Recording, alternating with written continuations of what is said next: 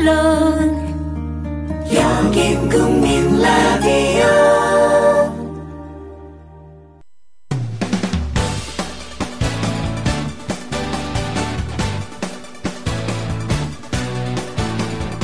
미디어 협동조합 서영석 이사장의 서영석 타임즈. 안녕하십니까, 서영석입니다. 1월 28일 수요일입니다. 서영석 타임즈 시작하겠습니다. 이 제목 바꾸던가 해야지. 서영석 타임즈 이거 뭐 별로 제 이름을 제가 부르려고 하니까 영 쑥스럽네요. 저는 아무래도 방송인 자질은 못 되는 모양입니다. 예, 세 사람의 경우가 있습니다. 가명이니까 하여튼 한 60대 A씨라고 합시다. 이분은 새벽부터 종이 주우러 다닙니다. 하루 종일 폐지 모으면 한 30kg 된다고 합니다. 고물상에 넘깁니다. 킬로그램당 90원이에요. 저는 폐지 1kg에 90원 한다는 사실도 오늘 신문 보고 알았습니다. 30kg 모으면 2,700원 받습니다. 동네 마트 더 훑으면은 30kg가 아니라 한 40kg, 50kg도 모을 수는 있지만은, 이게 나이가 60대가 접어들면요, 퇴행성 관절염이라는 게 생깁니다. 관절이 아파가지고 오래 못 걷습니다. 그래서 30kg 모으면은 그게 맥시멈이 되는 거죠. 그렇게 해서 모은 돈 2,700원. 컵라면 한 개 1,100원 합니다. 막걸리 한 통 1,200원 합니다. 이 두 개를 사면은 100원짜리 동전 4개가 남는다고 합니다. 서울 종로구에 가면요, 한 평도 안 되는 쪽방 많이 있습니다. 여기에 사는 한 사람의 하루라고 합니다. 한 달 임대료가 23만 원인데요. 그것도 제대로 못 내가지고 쫓겨나는 경우도 있다고 합니다. 쫓겨나면 어디 가는지 아십니까? 예, 노숙자 쉼터로 갑니다. 이런 양반도 있습니다. 경기 지역의 한 요양원에서 요양보호사로 일하는 지가 한 3년째 되는 어떤 아주머니, 60대입니다. 이분도. 하루 24시간을 꼬박 일하고 그 다음날 하루를 쉬는데요. 이렇게 일하고 받는 월급은 135만 원이라고 합니다. 계약서상으로 계산하면 190만 원을 넘게 받아야 하지만은 실제 받는 돈은 최저시급도 안 된다라는 건데요. 요양원에서 휴게 시간이나 잠자는 수면 시간을 제외했기 때문인데, 근데 사실 요양보호사는요, 노인들에게서 한시도 떨어질 수가 없습니다. 그리고 요양보호사들 쉴 공간도 없습니다. 사실상 24시간 근무를 하는데도 불구하고 190만 원을 못 받고 135만 원을 받습니다. 10년째 간병인으로 일해온 이분, 이 아주머니, 사례보험료 빼고 집세 내고 생활하다 보면 저축 엄두도 낼 수 없다고 합니다. 사실 이건 한국보건사회연구원에서 낸 한국의 저소득층 실태조사에서 나온 이야기들입니다. 작년 한 해 한국보건사회연구원이 7,000여 가구를 대상으로 조사를 했습니다. 그래서 1년 만에 빈곤 상태, 이른바 저소득층에서 벗어난 사람이 몇 명이나 되느냐 했더니 무려 80%에 달하는 사람은 여전히 벗어나지 못했다고 합니다. 결국은 가난이 가난을 대물림하는 이런 사회가 고착화될 조짐을 보이고 있습니다. 사실 사람들 어렵게 생각을 하는데요. 이렇게 된 게 그렇게 오래된 세월이 아닙니다.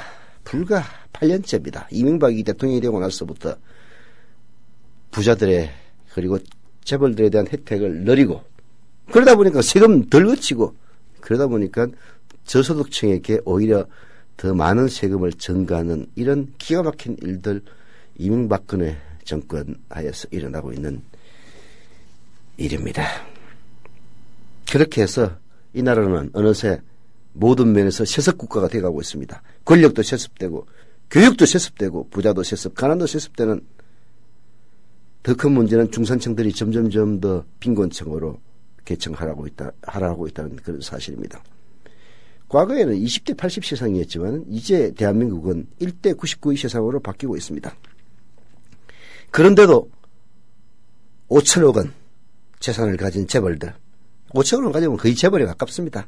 그 상속세를 1,000억 원까지는 면제하자는, 1,000억 원을 자기 자녀에게 물려줄 때는 상속세를 한 푼도 받지 말자는 이따위 발상을 하는 정당이 바로 새누리당입니다. 지금은 500억 원까지는 상속세 한 푼도 안 내고 자식 새끼들한테 물려줄 수가 있습니다. 2013년 세법 개정으로 이루어진 일입니다. 이게 서민들이 많이 찍었다는 박근혜 대통령 그리고 새누리당의 본 모습입니다. 불행한 것은요, 아까 제가 말씀드렸던 그 60대 대다수가 박근혜 대통령을 그렇게 극진하게 모신다는 겁니다. 중내산에 하면서도 선거 때만 되면 1번, 곧 죽어도 1번. 내가 성인인지 부자인지도 구분을 못하고, 이 모든 것을 해결할 수 있는 유일한 방법은 정권을 바꾸고 대통령을 바꾸는 것이 바로 그 해결의 첫 단추가 될 수 있다는 사실입니다. 오늘 오피니언 비평에서도 이 얘기 잠깐 다루겠는데요. 참으로 참담하기 이를 데 없는 현실입니다. 그동안 말씀드리지만은 정권을 바꾸고 대통령을 바꾸는 것이 해결책은 될 수 없습니다만은 해결을 위한 첫 단추가 될 수 있다는 사실만큼은 절대 불변의 진리라고 다시 한번 강조합니다. 잠시 광고 듣고 시작하겠습니다. 다음은 무엇일까요? 겨울밤 야식으로 숙취와 감기 예방에 좋은 과일입니다. 겉은 쫄깃하고 속은 부드럽고. 정답! 반건씨? 네, 맞습니다. 국민TV조합원 청도님이 직접 수확한 진시황 반건씨. 연말연시 명절에 선물 고민하지 마세요. 최고의 선물 반건씨로 끝내세요. 010-2128-2644 010-2128-2644 다음 검색창에 진시황 반건씨를 검색하세요. 나라가 있건 있든 맛있는 반건씨라니. 지상철 조합원 신청 광고입니다. 강화대교 앞에서 개념 부부가 만드는 개념 곰탕 연지연 곰탕. 연지연이란 가마솥의 장작불로 온종일 구워내는 곰탕을 서로 나누어 이어지는 인연이란 뜻입니다. 연지연 곰탕이 민주주의를 열망하는 조합원 여러분과 국민의 건강을 책임지겠습니다. 곰탕 포장 판매는 한 팩 800g에 7,000원이며 7팩 이상은 무료 배송으로 드립니다. 연지연 곰탕은 강화대교 입구에 위치해 있습니다. 단체 주문 예약 및 포장 주문 전화번호는 010-7252-1114 010-7252-1114 031-989-9968 조합원 단체 예약은 10% 할인해드립니다.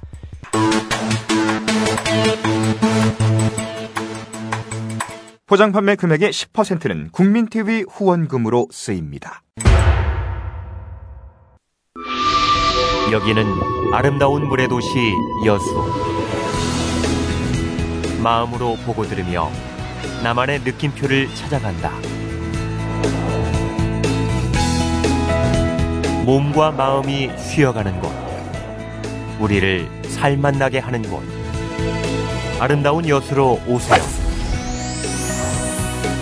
삶이라는 여행이 더 행복해집니다. 포털 검색창에 여수시를 검색하세요. 아까 빈곤에 대해서 말씀드렸는데요. 그 빈곤의 결과는 죽음입니다. 김효진 PD. 네, 안녕하세요. 김효진입니다. 자, 오프닝에서 열어주신 거랑 비슷한 얘기입니다. 오늘은 우리 사회의 슬픈 자화상을 마주하는 것으로 얘기를 시작해 봐야 할 것 같습니다. 고착화되는 빈곤에 따른 절망, 또 이어지는 죽음에 관한 얘기입니다. 먼저 한결의 사설부터 보겠습니다. 세모녀 사건 빼닮은 두 자매의 슬픈 이야기라는 제목입니다. 사는 게 힘들다는 말을 너나 없이 입에 달고 사는 세상이지만 정말로 하루하루 살아가는 게 고통스러워서 죽음을 선택하는 이들의 참담함이란 말로 표현하기 힘들죠. 대구에서 지적장애 1급인 30대 언니를 돌보며 살아오던 28살 여성 류모 씨가 지난 24일 스스로 목숨을 끊은 일이 전해졌습니다. 어릴 적에 부모를 잃었다고 해요. 그런 류 씨는 마트 아르바이트 등 비정규 일자리를 전전하면서 장애인 시설에 있는 언니를 돌보다가 함께 살고 싶다. 이런 언니를 지난 13일 자신의 월세방으로 데려왔다고 합니다. 유서에 할 만큼 했는데 지쳐서 그런다. 내가 죽더라도 언니는 좋은 시설 보호소에 보내달라. 이런 말을 적었는데 한겨레가 사설을 통해서 이 말이 가슴을 친다고 적었습니다. 류 씨 자매의 비극 여러모로 지난해 서울 송파구 세모녀 사건과 닮았다는 게 한겨레의 시각입니다. 보증금 500만 원에 월세 36만 원짜리 원룸에서 살던 류 씨. 2달치 월세가 밀려 있었다고 하고요.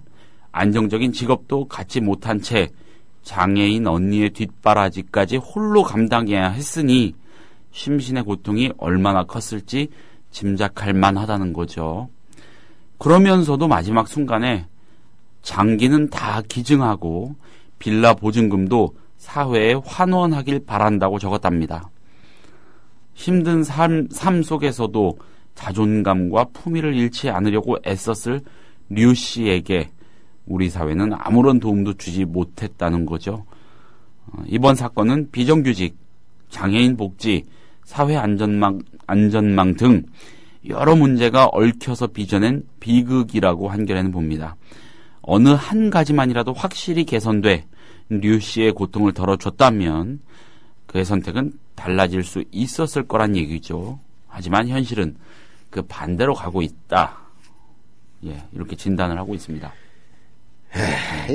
사회 안전망이 결국은 중요한 건데 그런 사회 안전망이라는 게 결국은 복지예산을 투입을 함으로써 이루어지는 거죠. 제가 스웨덴에 있는 저희 조합원이 한 분 찾아오셔가지고 예.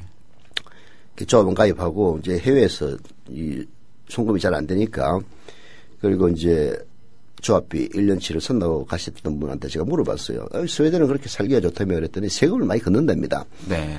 특히 뭐 한 중산층 이상이 되면은 거의 50% 가까이 세금을 뗀다고 그러더라고요. 그럼 불만이 없느냐 그랬더니 불만이 없대요. 왜 없느냐 그랬더니 이게 아주 그 사회 안전망을 교묘하게 잘 짜가지고 세금을 많이 낸 사람들은 은퇴 후에 더 많이 돌려받을 수 있는 그런 이제 설계를 해놨기 때문에 지금 세금 많이 떼는 게 그것으로서 사회 안전망에 대한 투자도 이루어지지만은 결국은 노후에 대한 저축의 의미도 강하게 있기 때문에 세금을 많이 내는 데 대해서 그렇게 저항함이 적다 이런 얘기를 들었는데요.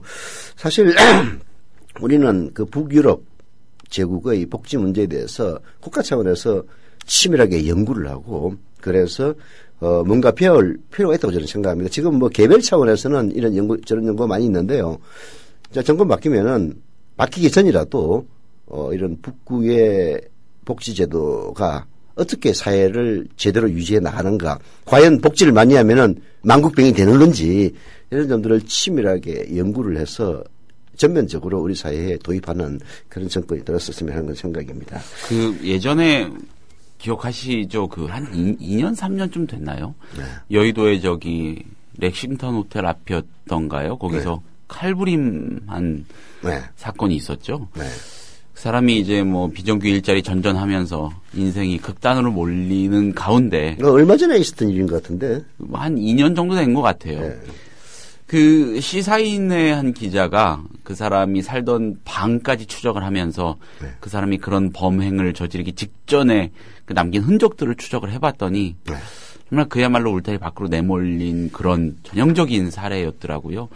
그래서 한겨레가 당시에 그 범죄를 흔히들 묻지마 범죄라고 하고 온 사회가 지탄을 하는데 묻지마 범죄라고 하지 말고 절망 범죄라고 하자 이렇게 해서 이름을 붙였던 그런 기억이 납니다. 그러니까 예. 그런 절망 속에서 스스로 목숨을 끊든가 네. 아니면 그런 식의 돌출 행동으로 나타나든가 둘 중에 하나인 거죠. 네. 대부분은 우리나라 사람들 착하기 때문에 자기 목숨을 끊는 것으로 마감을 합니다마는 가끔씩 그런 것도 나오는 거죠. 그래서 절망범죄의 해결책은 결국은 사회 안전망을 확충하고 복지를 투자로 보는 그런 관점의 세력들이 정권을 잡아야 됩니다. 지금처럼 그 조중동처럼 뭐 복지는 낭비다, 저 세금도 제대로 걷지도 못하면서 복지한다고 나라 망해먹으려고 하느냐라는 식의 사고로는 이거 못 고칩니다. 결국은 1대 99의 대결 구도로 가가지고 결국은 뒤집어질 수밖에 없어요. 쿠데타가 일어나는 겁니다. 과거에는 군사 쿠데타가 일어났지만은 이제는 저소득층의 쿠데타가 일어날 수밖에 없는 그런 구조예요. 그래서 복지야말로 우리 사회에서 가장 커다란 투자이고 오히려 경제 성장을 위해서는 복지가 필요하다는 이런 관점을 지닌 세력들이 정권을 잡아서 이 사회를 혁신을 해야 됩니다. 선생님, 원래 이 보수라는 가치가 어떤 그 측은함이나 동정심 이런 거랑은 거리가 먼 겁니까? 그렇지 않은 것 같거든요. 제대로 된 보수라면은 그게 우리나라에서도 그 제대로 된 보수들은 그렇게 얘기를 해요. 자, 이런 식으로 가면은 진짜 완전히 사회가 망가질지도 모른다. 지금이라도 가진 자들이 조금 그 욕심을 덜해서 중하위 소득계층에게 돌려줄 필요가 있다고 얘기하는 사람은 있지만은 그런 사람의 숫자는 소수죠. 그래서 그런 그 말하자면은 가진 자들의 자선과 그리고 가진 자들의 선의에 의해서 사회가 제대로 되기에는 이미 너무 멀리 나갔어요. 그래서 이것을 제도적으로 고칠 수 있는 그런 확실한 비전을 가진 세력들이 정권을 잡아서 나라를 근본적으로 혁신하는 것 외에는 방법이 없다라는 생각이 드네요. 네. 자, 한겨레 사설은 그렇고 네, 한겨레 사설 좀 더 근본적인 문제를 경향신문이 짚었다던데. 예, 한겨레 사설이 마지막에 하지만 현실은 그 반대로 가고 있다 이렇게 짚었는데 반대로 가고 있는 현실은 경향사설 통해서 짚어보겠습니다. 네. 빈곤 탈출이 불가능한 사회는 희망이 없다는 제목입니다. 네. 저소득층이 빈곤에서 벗어나 중산층이나 고소득층으로 이동하는 빈곤 탈출률이 갈수록 떨어지고 있다고 하죠. 네. 반면 부자가 계속 부자로 남을 확률은 점차 높아지고 있다는 겁니다. 한국 사회의 소득계층 이동성이 갈수록 약화되고 있는 것이겠죠. 빈곤 탈출률 하락은 우리 사회가 점점 건강성을 잃어가고 있다는 경고라고 경향은 보고 있습니다. 자, 오프닝에서 잠시 언급해 주셨습니다. 보건사회연구원이 어제 발표했는데 2014 한국복지패널 기초분석 보고서에 따르면은 2013년에서 2014년 사이, 재작년에서 작년 사이 빈곤 탈출률이 22.6%로 역대 최저를 기록했다고 합니다. 그러니까 사실상 빈곤 탈출이 불가능하다는 얘기라고 볼 수 있겠죠.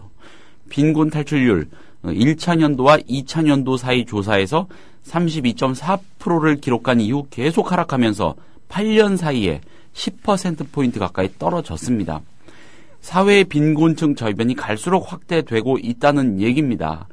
그럼에도 불구하고 복지나 사회 안전망이 미비해서 한 번 빈곤층이 되면 빠져나올 수 없는 것이라고 경향은 분석합니다.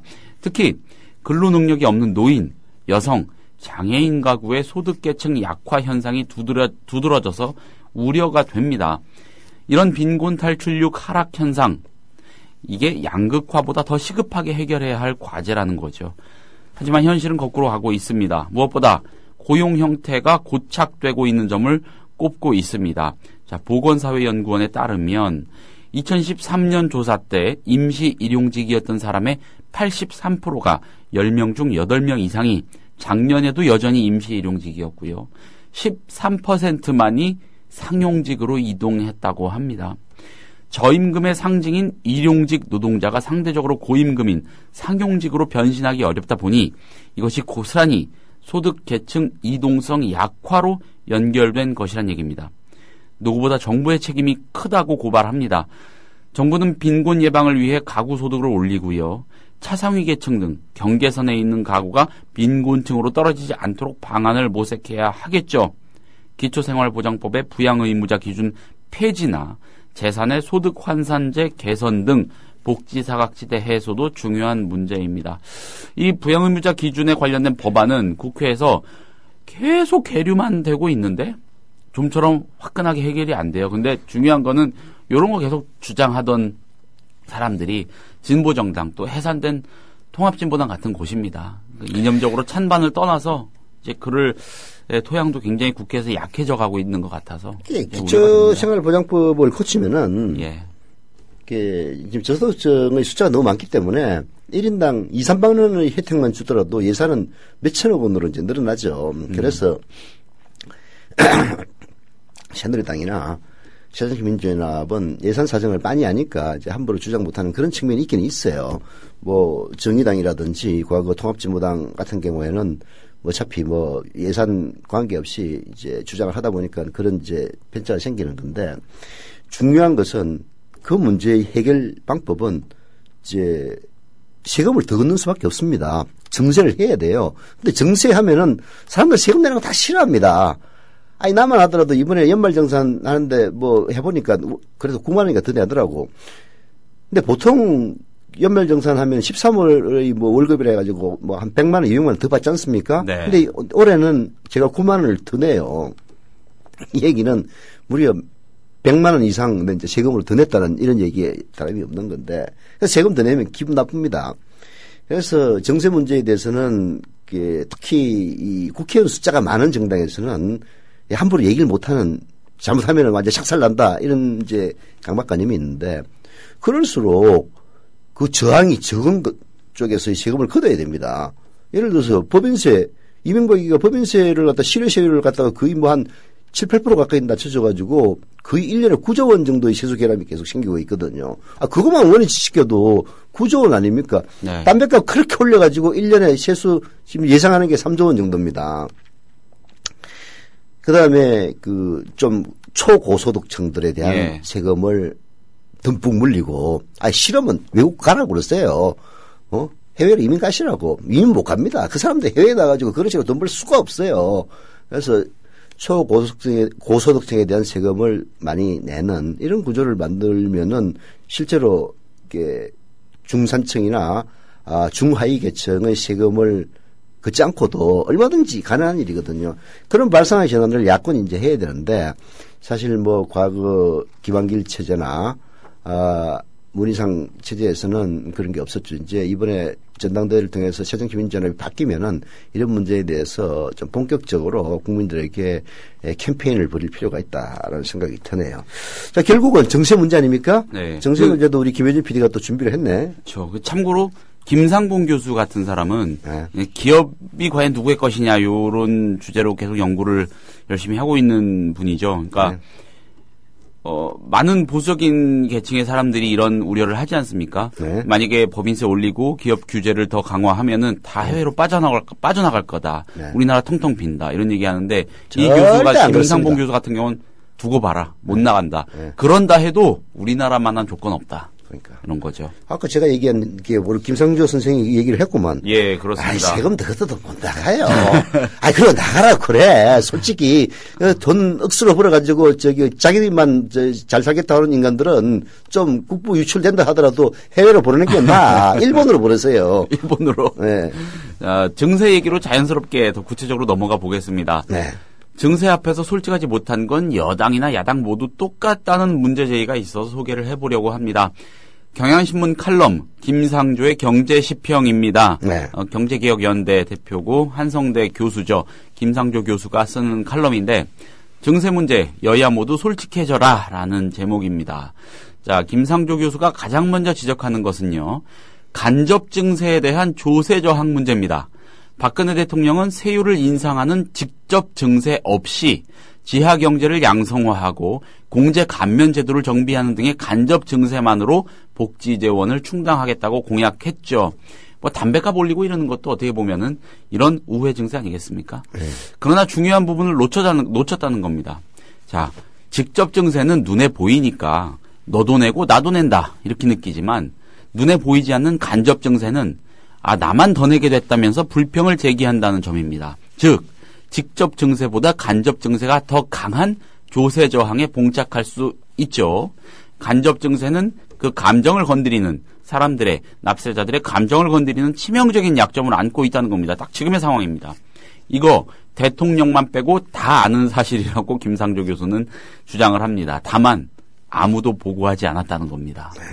자, 야당도 책임에서 자유롭지 못하다고 지적을 하네요. 큰 문제는 노무현 정부 시절에 한나라당이 펼친 종합부동산세 세금 폭탄 신공에서 한 수 배웠다는 듯이 박근혜 정부의 조세 정책에 대해 야당이 시종일관 중산 서민층 세금 폭탄 논리로 대응하고 있다는 점이라 이겁니다. 재벌 부자 증세로 이명박 정부의 재벌 부자 감세 철회만으로도 보편적 복지를 실현할 수 있다고 생각하는 거 아닌가? 이런 이분법적 논리로 다음 선거에서 이길 수 있다고 생각하는 건가? 이런 얘기입니다.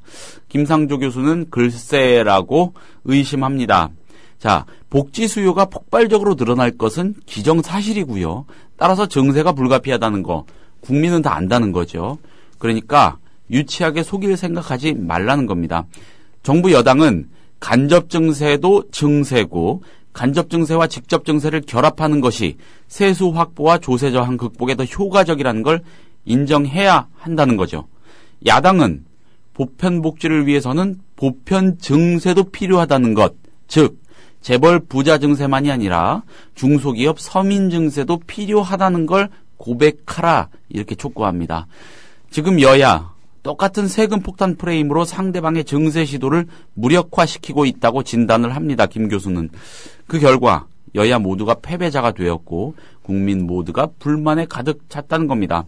증세를 위해서는 너도 더 내고 나도 더 낸다. 그게 우리 모두에게 유익하다고 믿게 만들어야 한다는 겁니다. 그러자면 정치인들부터 솔직해지라 이겁니다. 예. 김상조 선생님 얘기가 뭐 맞는 얘기긴 한데 네. 이게 좀 더 근본적인 고민이 필요하다는 얘기죠. 네. 이게 세금을 더 내야 된다. 그래서 한나라당 때에 뭐 박근혜도 마찬가지고 그랬지만은 종합부동산세 매기니까 이게 무슨 세금 폭탄이냐. 네. 사실은 세금 폭탄이긴 하지. 무슨 세금 폭탄이냐. 집 있는 놈들에 대한 세금 폭탄이에요. 집을 많이 갖고 있는 사람들은 사실은 재산을 많이 보유한 거니까 세금 더 내란 그런 얘기였거든요. 근데 웃기는 거는 그런 식의 프로파간다에 사람들이 홀딱 넘어가가지고 집 한 채밖에 안 갖고 있는 사람이라든지 집 없는 사람들도 종합부동산세는 세금 폭탄인가 봐. 자기한테는 전혀 관계 없는 건데도 이렇게 이제 쏘가 넘어갔던 그런 이제 사례들. 그래서 지금 새정치민주연합에서는 이번 그 세제 개편으로 네. 인해서 연말정산 파동이 일어나니까 중산층과 서민계층에 세금 폭탄 내는 거 아니냐 해가지고 이 자체를 무력화시키려고 한다라는 게 이제 김상조 선생의 시각이에요. 이거는 네. 한겨레 신문에서도 계속 지적했지만은 이게 공제를 말하자면은 그걸 세액공제 반대말이 뭐더라? 소득공제. 소득공제. 소득공제보다는 예. 세액공제를 하는 것이 예. 이 고소득자에게 더 불리한 제도입니다. 그래서 그런 방향으로 가는 걸 맞다. 이제 이런 얘기인데 새정치민주연합이 잘못 대응하는 바람에 그 자체를 무산시키려는 네. 이제 이런 것을 아마 지적하는 것 같아요. 근데 더 중요한 것은 너도 더 내고 나도 더 낸다. 그러나 세금 더 내는 것이 내 인생 전체의 설계에서 볼 때 결코 손해가 아니다라는 점을 전체적인 복지와 그리고 증세의 사이클 속에서 이것이 어떤 방식으로 사회에 환원이 되고 결국은 개인에게 돌아오느냐 전체 구조를 잘 짜야 된다는 얘기예요. 그런 것 없이 세금 더 내라고 그러면은 사람들이 그런 겁니다. 정의로 얘기할 때 올바르게 살아야죠. 다른 사람들한테 해코지 안 하고 그러나 자기 이익이 걸리고 자기 월급이 걸리면은 성질하기 위해서 옆에 있는 동료를 잔인하게 짓밟는 사람이 바로 인간입니다. 그래서 너도 내고 나도 낸다라는 식의 얘기를 한다면 정치인으로서는 아마추어죠. 김상조 선생은 아마추어를 하라는 얘기인데 그런 식으로 하면은 말은 맞다라고 하지만은 뒤로 돌아서서 욕합니다. 니는 내고 나는 안 낼 거야라고 얘기하는 인간이거든요. 그래서 그런 김상조 선생의 고미하신 주장, 너 내고 나도 낸다라는 것을 국민들에게 잘 설득을 하고 내가 세금을 더 냈을 때 그것이 내 인생 전체에서 보면 결코 손해가 아니다라는 점을 보여줄 필요가 있다는 얘기죠. 그래서 복지는 투자다. 그다음에 세금을 더 걷었을 때 그 세금이 어떤 방식으로 쓰여져서 결국은 그 혜택이 나에게까지 돌아온다. 이런 점들을 보여주는 전체적인 복지 설계가 전 필요하다고 봐요. 지금은 그 전체적인 설계가 없었던 거야. 그래서 그런 전체적 설계 없이 세금을 더 걷어가지고 가난한 사람들에게 돈을 주면은 퍼준다. 맨날 일도 안 하면서 복지나 받아 처먹는 영국에서도 그런 비난들이 나왔었어요. 그 대처 시절에 네. 신자유주의 광풍이 불 때 나중에 조사해 보니까 오히려 세금에서 부자들이 뜯어가는 돈이 훨씬 더 많았다고 나중에 나오거든요. 지금 조중동이 떠드는 것들도 한 10년 지나가지고 다시 조사를 해보면은 그 주장이 말도 안 되는, 사실 종합부동산세 세금 폭탄이라는 조중동의 주장은 말도 안 되는 얘기라는 것이 드러났지 않습니까? 네. 지금 그 이명박 시절인가 어떤 장관이 그 얘기 했다더만, 아니, 노무현 때 내 집이 많아가지고 세금을 한 1년에 뭐 1,000만 원 가까이 냈는데, 아이, 우리 이명박 대통령 들어서가지고 종합부동산세 무력화시키니까 1년에 뭐 한 100만 원 미만 몇십만 원 냈다고. 아주 그냥 그런 거예요. 그래서, 김상조 선생의 칼럼이 맞는 얘기긴 하지만 그것을 정치에서 얘기를 할 때는 결국, 너도 더 내고 나도 더 낸다는 말하자면 정신은 받아들이되 그것을 국민들이 저항감 없이 받을 수 있도록 전체 설계를 다시 해야 된다 하는 점을 얘기하고 싶네요. 방금 대처 얘기를 하셔가지고 퍼뜩 생각이 들었는데 네. 특히 우리나라 언론이 많이 그런 것 같아요. 우리나라에 정치하는 사람들 대처리즘이라는 거를 굉장히 정치적인 수사로 이용하기 좋아하지 않습니까? 네. 대처는 뭐 요람에서 무덤까지 뭐 복지병이라는 그런 거 하고 싸우겠다 하면서 굉장히 획기적이고 뭐 아주 뭐 건강한 경쟁 중심의 어떤 경제 구조를 만들어낸 굉장히 훌륭한 사람이라고 흔히들 알게 만드는 그런 경향이 있는 것 같아요. 근데 영국의 언론은 실제로 영국의 많은 언론은 두고두고 대처리즘에 대한 반성과 비판을 하는데 엄청난 시간을 쏟고 있죠. 실상은 다르다는 겁니다. 그리고 영국 언론이 그렇게 또 근본적인 반성을 그렇게 많이 하진 않아요. 왜냐면은 영국의 언론인들은 특히 타임즈라든지 더 타임스 이런 언론인들은 그야말로 영국의 전형적인 중산층 이상 출신입니다. 이튼 스쿨 나오고 옥스퍼드 나오고 나와가지고 기자가 됩니다. 영국에서 기자는요 중상위 계층이에요. 그래서 그들의 시각은 우리나라도 이제 점점 그렇게 돼가고 있는데 특히 방송사는 중상위 계층 아닙니까? 중상층. 그렇죠. 중상층이란 말이에요. 중산층이 아니고 네. 중위 계층에서도 상층에 속합니다. 그래서 그런 사람들은 자기 계층의 이익을 대변할 수밖에 없기 때문에 사실은 대처리즘의 그 폐해에 대해서 아주 근본적인 반성을 못하고 있죠. 그때를 해고해 보면은 영국도 이른바 영국병 에 걸려가지고 뭐 노조가 너무 강하고 그러다 보니까 경기가 침체되고 과거 대영 제국의 위상이 뭐 추락하고 이런 과정에서 대처라는 괴물이 나오는 거거든요. 근데 그 해법이 괴물이죠. 저는 그 시대가 난 괴물이라고 생각합니다. 마녀지. 실제로 영국에서는 대처가 죽었을 때 마녀가 죽었다라고는 신문 표제도 나왔어요. 네. 그 대처의 해법은 잘못된 해법이었습니다. 오히려 북구 방식을 선택을 했더라면 영국이 정말 영국병을 극복하면서 상위계층과 하위계층의 이 차이를 좁히는 그런 식으로 나왔을 건데 그 실패한 대처를 한국에서 배우겠다고 하니까 우리나라 배우면 화끈하게 배워요. 몇 년 사이에 1대 99로 만들어 놓은 거야. 8년밖에 안 됐습니다. 물론 뭐 노무현 김대중 때가 뭐 지상낙원이었고 뭐 천국이었다는 건 아니지만 최소한 이런 문제에 대한 해법은 모색이 되던 시기였거든요. 근데 이제 그게 이명박근혜 정권 7년 동안에 완전히 사그라들어가지고 완벽하게 1대 99 세습 국가로 만들어 놓은 거죠.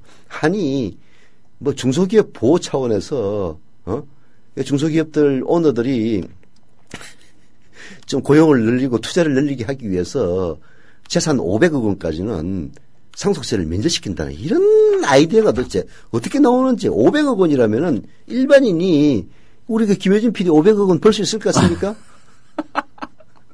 아니 그걸 그야말로 정자 잘 타고났다는 이유 하나만으로 출생 로또에 맞은 것 아닙니까? 그래서 500억 원을 공짜로 받을 수 있는데 세금 한 푼 안 낸다는 이런 개 같은 나라가 어디 있습니까? 이건 진짜 미친 나라입니다. 뭐 독일의 예를 들었는데 독일은 사회 안전망이 잘 이루어져 있는 나라고 그럼에도 불구하고 상속세 면제가 헌법 불합치 판정을 받아가지고 실제로 바꾸고 있는 중이에요. 아까도 얘기했지만은 이런 정권의 가장 큰 피해자는 빈곤층과 노령층입니다. 지금 아까 모든 예를 들은 것 중에서 노후 대비 제대로 잘못하는 사람들이 밖에 나가가지고 1kg에 70원 하는 피지 주워가지고 하루하루 연명하는 거예요. 그런 사람들이 60대, 70대 노인들입니다. 그렇게 만든 주범인 새누리당과 박근혜를 애지중지하는 거 보면은 도대체 이 아이러니를 어떻게 극복해야 될지 앞날이 캄캄해지는 거죠. 네. 넘어갑시다. 좀 더 현실적인 또 정치 공학적인 이야기로 넘어가 보겠습니다. 이완구 국무총리 후보자 얘기해 보려고 하는데, 자, 후보자로 내정된 이후로 진행 중인 이 검증 국면에서의 각종 의혹 제기가 잇따랐습니다. 근데 그때마다 굉장히 신속하고 즉각적인 해명 내지는 설명을 내놓으면서 이 의혹의 내용 자체는 좀 가려지고요. 아, 준비된 총리감이다. 뭐 이런 이미지가 구축이 되는가 싶었죠.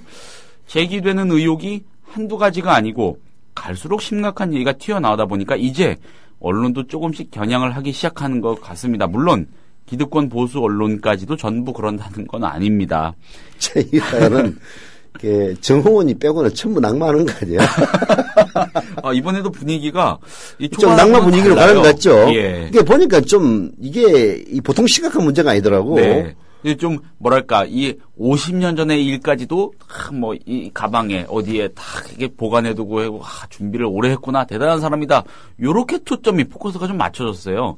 근데 이제 의혹 그 자체들도 조명을 받기 시작하는 것 같습니다. 뭐 수십 년 동안 준비를 했다는 얘기는 결국은 존나게 구리니까 그런 거 아니겠어요?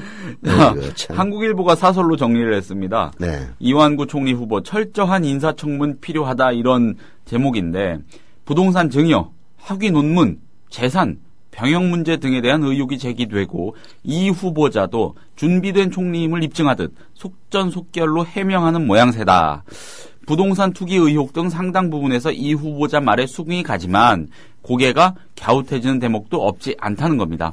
자, 하나씩 보겠습니다. 1994년 박사 학위 논문 정책 집행에서의 직무 스트레스에 관한 연구는 1984년 발간된 정책학 원론에 나오는 문장을 인용 표시 없이 그대로 갖다 놓은 대목이 곳곳에 발견됐고요. 이게 뭐 원서에서 이렇게 가져다가 또 목차와 소제목도 거의 일치한다고 합니다. 연세대 석사 학위 논문도 인용 표시 없이 사용된 문장이 없지 않다고 하고요. 말라 석사 학위 받으려고 이 지랄을 해요. 내 얘기는. 맞지 말죠. 그냥 뭐 이완구가 교수할 것도 아니고 참 그렇게 베껴가지고 뭐하려고 석사 받고 박사 받는지 모르겠어. 예. 자, 미국 유학 8호 교수 자리를 알아보고 있다는 장남의 아들 즉 이완구 후보자의 손자 2명이 미국 시민권자라는 점은 불가피했다고 해도 장남이 2010년부터 재산이 없는 것으로 나와 있는 점은 의문이라는 거죠. 이것도 웃기죠. 재산이 없는 아들놈이 손자 2명을 미국에 유학까지 보내가지고 그렇죠. 미국 시민권까지 획득하고 있으면 이건 그냥 불가사의한 일이구만. 신공입니다. 신공. 네. 예. 자, 이완구 후보자 또 어제 이 병역이 면제된 차남의 신체 부위에 대한 공개 검증을 확인하면서 장가도 안 간 34살 아들이 저랑 동갑이네요. 대중 앞에 다 노출되고 지구상에 이런 나라가 있느냐며 탄식했다고 합니다. 저는 반문하고 싶습니다. 이렇게 수두룩하게 있는 사람들, 권력 있는 사람들, 그 본인과 자제들은 이상하게도 공동적으로 군대를 안 가거나 갔다가 중간에 나오는데, 예? 저도 34살인데 만기 전역했습니다. 예? 이게 대한민국이 이런 좀 이상하지 않냐고 제가 오히려 반문을. 예? 만기 전역했다고 난 33개월 한 사람이야. 저는 24개월 했습니다. 죄송합니다. 그게 만기였습니다. 저희는. 예. 이렇게 탄식을 했대요. 이완구 후보자가. 자, 고위공직자나 공인이 청문회만 아니라 평시에도 가족의 프라이버시 침해까지 감수해야 하는 곳이 이 나라만은 아니라고 한국일보는 꾸짖습니다. 나아가서 고위공직자의 수신 제가가 공직사회 전반의 기강으로 이어지고 결국 사회 투명성을 높이는 긍정적 효과가 혹독한 검증이 갖는 부작용을 상쇄하고도 남는다는 것이죠. 장관을 하겠다는 이가 없다는 앓는 소리가 나오지만 이런 전통이 쌓이면 고위공직을 바라는 이들이 자기 관리에 철저할 수밖에 없을 겁니다. 지금 우려되는 바는 원만한 대야 관계를 구축한 여당 원내대표 경력으로 인해 청문회가 통과 의례로 전락하지는 않을까 하는 점이다. 이런 거죠. 공감합니다. 청문위원 인선에 어려움을 겪었다는 황당한 얘기가 야당에서 나오고 있지 않습니까? 야당 분위상이 도대체 뭐하는 인간이야 진짜. 참 야당도 인재가 얼마나 없었으면은 문희상을 비상대책위원장으로 했겠어. 에이그. 손사래를 쳤다고 몇몇 의원들은요. 그런 인간들이 있겠지. 그런데 제대로 된 대표가 있으면은 뭐 국회의원이 120명 넘으면 그 중에서 쓰레기도 있는 거고 별 희한한 잡놈들이 다 있는 거지. 네. 근데 마치 그런 희한한 잡놈들의 얘기가 새정치민주연합의 전체인 것처럼 이렇게 포장되고 있잖아요. 이건 제대로 된 그 지도자가 없어 그런 거예요. 그 제대로 된 지도자가 있으면은 그런 잡소리하고 있으면 시끄러. 입 닥쳐 이 자식아 하고 이완구가 지랄이고 다 필요 없어. 철저하게 검증하시오. 해버리면 한 큐에 끝나는 문제거든요. 그렇지 않습니까? 그러니 잡음이 나오겠어요? 한 문희상이 말이야, 뭐 옛날에 해먹었던 그거 여당이 그냥 다 더 이상 문제 제기하지 않고 가려주고 하니까 자기도 반대급부로 찍소리 안 하고 있는 거 아닙니까? 대한항공 청탁. 예. 그게, 새정치민주연합도 2월 8일 전당대회에서 제대로 된 지도자 뽑아가지고 좀 제대로 하세요. 그럼 이상한 얘기 하지 말고. 그리고 이완구는 난 처음부터 네. 이런 인간이 총리가 되면 안 된다고 봤습니다. 말하자면은 출세를 위해서 누구에게 이렇게 충성 맹세를 공개적으로 할 수 있는 그런 사람이 이런 지도자 지위에 오르면은 그 사회의 기강이 무너집니다. 물론 박근혜가 이완구를 지명한 것은 말 잘 듣는 놈께 낙하산으로 내려보내자 그런 얘기였을 거예요. 그런 의도였을 겁니다. 이완구도 그동안 그 친박 로열 패밀리에 못 들어가니까 온갖 고난감 아부와 가까 하면서 결국 이제 됐으니까 참 이 박근혜 정권의 비극입니다. 이완구 같은 인간이 총리라고 지금 지명되는 이 현실은. 이완구 원내대표가요. 네. 원내대표 되자마자 그 당 원내대책회의를 주재하는데요. 네. 그 자리에 새누리당 무슨 당원들이었던지 뭔지 아무튼 중앙당의 무슨 정책 결정에 반발해가지고 항의하러 들이닥친 사람들이 있었거든요. 네. 그 사람들이 그 회의실에 딱 들어오니까 나가! 여기가 어디라고 지금 이렇게 정색을 하면서 호통을 치더라고요. 저는 그 모습이 굉장히 남다르게 기억이 돼요. 그러니까 좋게 보면 굉장히 완고한 근데 또 어떻게 보면은 아주 귀족이시게 못들어있는 거지. 그런 면모를 갖고 니들이 어디라고 여기 끼어들어오는 거야. 여기가 어디라고 이 말을 하는데 저는 좀 많이 놀랐었거든요. 예, 대한민국 기득권 계층들의 그야말로 허위의식이죠. 대통령은 노무현 대통령이 말 함부로 한다고 말 함부로 한 것도 하나도 없지만은 조중동이 찍고 떠들어대면은 대통령이 돼가지고 말이야 저렇게 말을 함부로 하고 천박하다고. 천박하다고. 그래서 고매하신 대통령 두 분이나 모셔가지고 그래 살림살이가 좀 피셨습니까? 묻고 싶습니다. 어쨌든 이완구 보자 의지의 한국인은 맞습니다. 이 홍성 군청 사무관으로 시작해서 어쨌든 국무총리 목전에 두고 있습니다. 목전에 둘 수 있을까? 두고 봐야죠. 정의가 승리한다면은 이런 인간이 총리가 돼서 안 된다라는 것이 내 생각입니다. 어제 어디 보수신문에 논설위원도 아들 군대 보내니까 이완구의 군 면제, 아들 면제, 네. 그리고 자신의 1년 1개월짜리 제대 이런 것들이 눈에 보이는 모양이던데. 네. 이호철 논설실장인가 그랬죠, 중앙일보. 이철호, 예. 이호철은 서울은 만원이다 쓴 소설가고, 네. 영감님이십니다. 탱이라고 하면은 그것도 비열하고 욕하겠다. 영감님이시고요. 이호철 선생 아주 좋아합니다. 개인적인 지면은 없지만은, 이철호 논설위원이 썼던 수석 논설위원이니까 잘 모르겠다. 하여튼 쓴 데도 나오는데, 이런 것들이 국민들의 감정을 건드리는 겁니다. 한국일보 사설 잘 썼더만, 이렇게, 검증하면은, 우리나라에서 장관할 놈 누가 있겠느냐, 이지를 하고 자빠졌는데, 그런 인간들은 사람이 없더라도 장관 안 시켜야죠. 이런 전통이 쌓이면은, 결국은 내 장관하고 나중에 대통령이 하고 싶으면 자기 관리 잘할 것 아닙니까? 네. 미국은 그래요. 미국 그렇게 욕을 하지만은, 내 옛날에 우리 동서가 미국에서 주유소하고 살고 있어가지고 갔더니, 자기 절대 탈세 안 한다고 그러더라고. 그래서 왜 그랬더니, 나중에 여기 하워드 의원으로 출마할 생각이 있는데, 미국에서 다른 건 몰라도 탈세만큼은 굉장히 엄격하대요. 세금을 안 낸다는 것은 그야말로 공인이 될 자격이 없다라고 이제 하기 때문에 그 문제는 절대 안 속이고 철저히 한다고 하다가 지금은 망해가지고 하원 의원은 그냥 왜 결론이 하하 의원도 아니 이제 그 미국도 환경청 때문에 망했어요.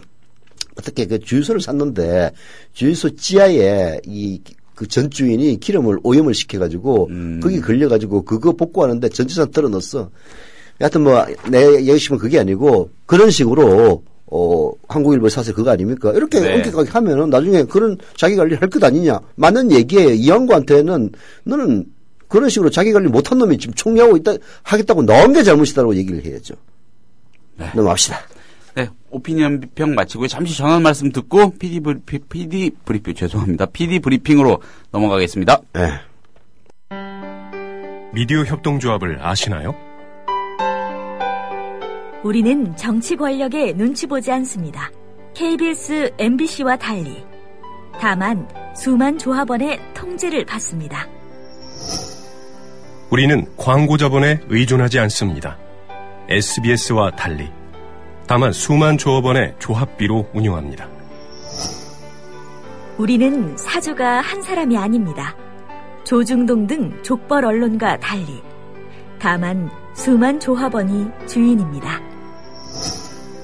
그래서 미디어 협동조합이 만드는 국민TV, 국민라디오, 국민TV 뉴스는 가장 순도 높은 뉴스를 선사하고 있습니다. 조합원으로 함께해 주십시오. 조합원 가입과 문의는 홈페이지 국민.tv 또는 서울 전화 3144-7737로 하시면 됩니다.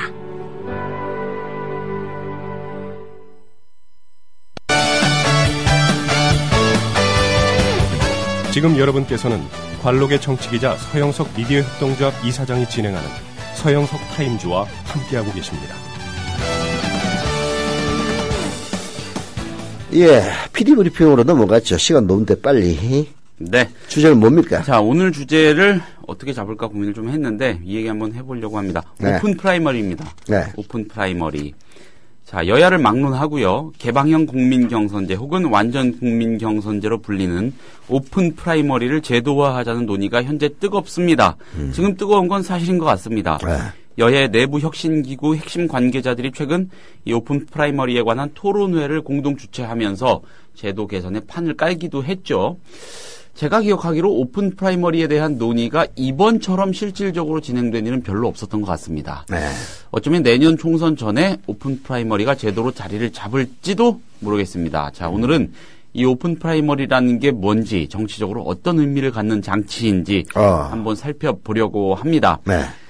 여야가 외치고 있는 오픈 프라이머리의 상표권은 미국에 있습니다. 대통령제가 미국의 발명품이듯이 오픈 프라이머리 또한 미국의 발명품입니다. 오픈 프라이머리는 다들 아시는 대로 국회의원 선거 등에 나설 후보를 뽑는 경선의 한 방식이죠.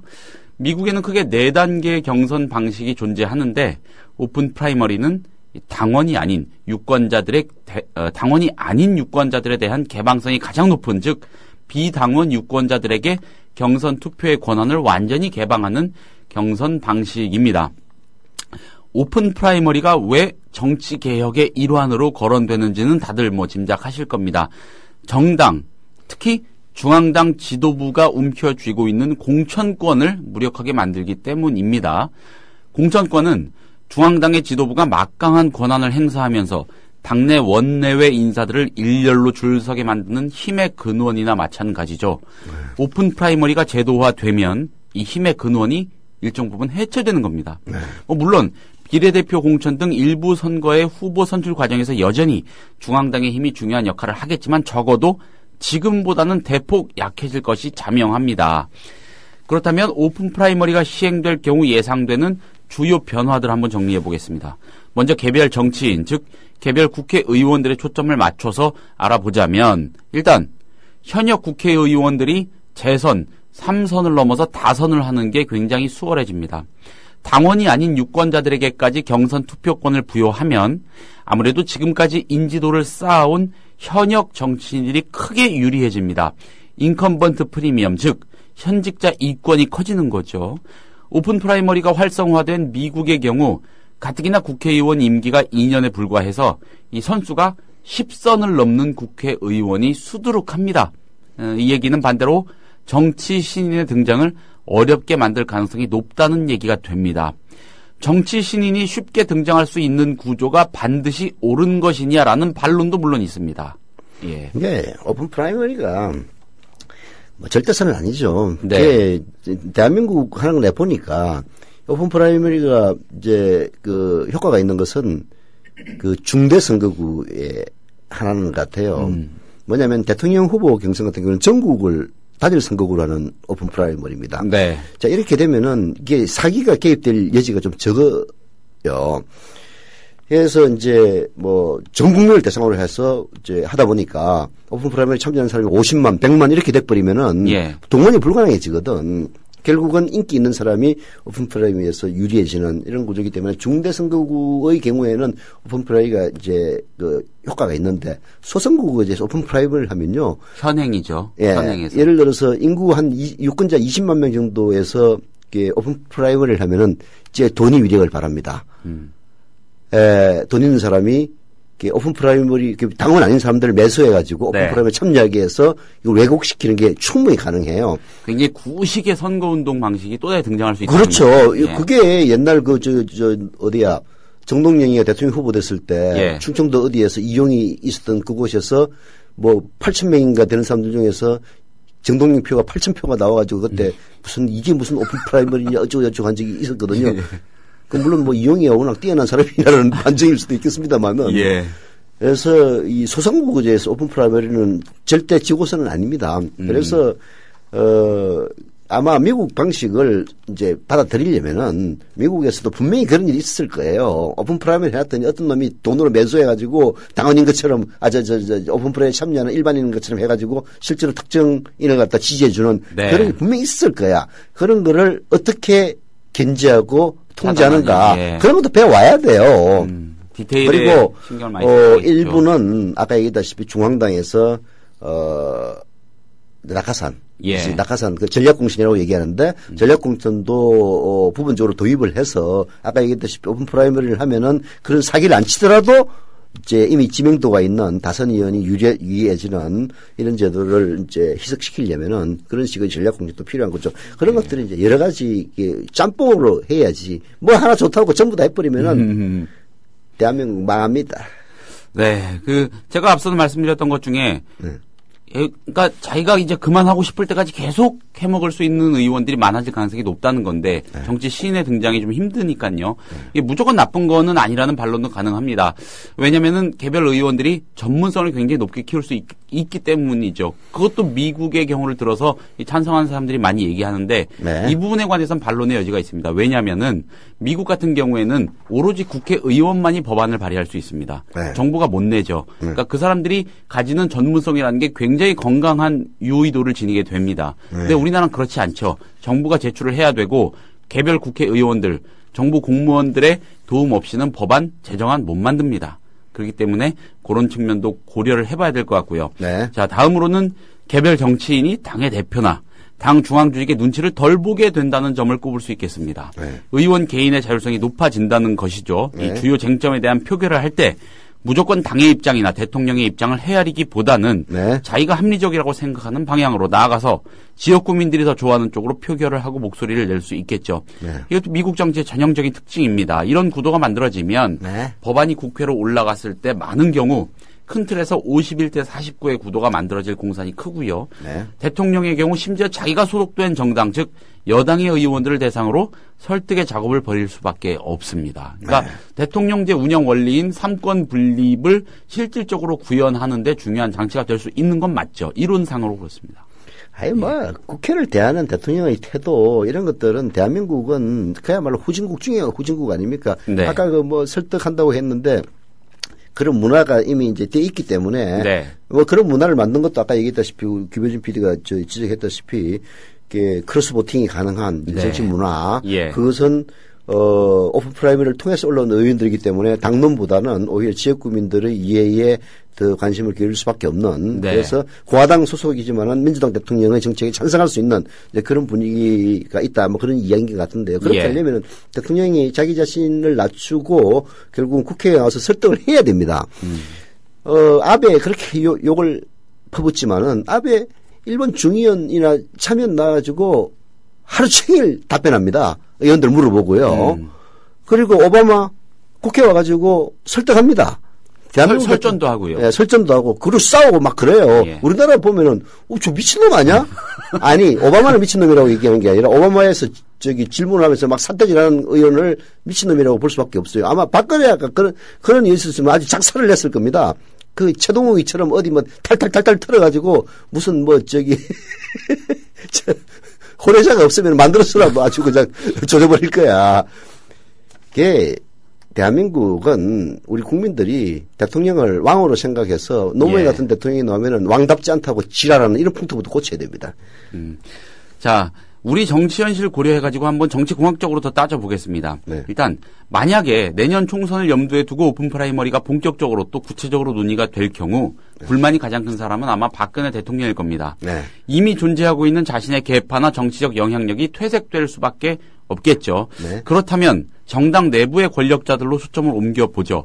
오픈 프라이머리가 사실상 중앙당을 없애고 네. 당 지도부의 의미와 역할을 축소한다는 특징 때문에 지금의 당권 인사들이 싫어할 것이라는 생각을 쉽게 할 수 있습니다. 네. 그런데 실제로는 그렇지가 않을 수 있다는 거죠. 자, 새누리당 김무성 대표는 이미 전당대회 때 공약을 했고 네. 새정치민주연합 문재인 후보 등 주요 당권 주자들 또한 비슷한 목소리 내고 있습니다. 네. 이유는 간단합니다.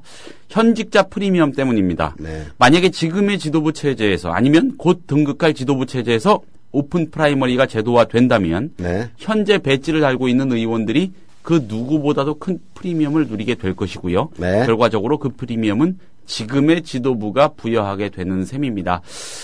개인적으로는 삼권 분립이 실질적으로 구현이 되고 또 의원 개인의 자율성이 높아져가지고 국회 내에 보이지 않는 이 상호 설득의 원리가 좀 커지고요. 네. 의원들이 당론이나 대통령 눈치에서 벗어나서 합리적 의사결정을 하는 방식으로 즉 대통령제의 전형에 가까운 방식으로 제도가 고쳐질 필요가 있다고 생각합니다. 이 순전히 개인적인 생각인데 네. 정당이라는 집단이 말 그대로 집단의 정치를 해야 하는 내각제로 전환할 게 아니라면은 지금의 대통령제를 유지할 것이라면 그렇다는 것이고요.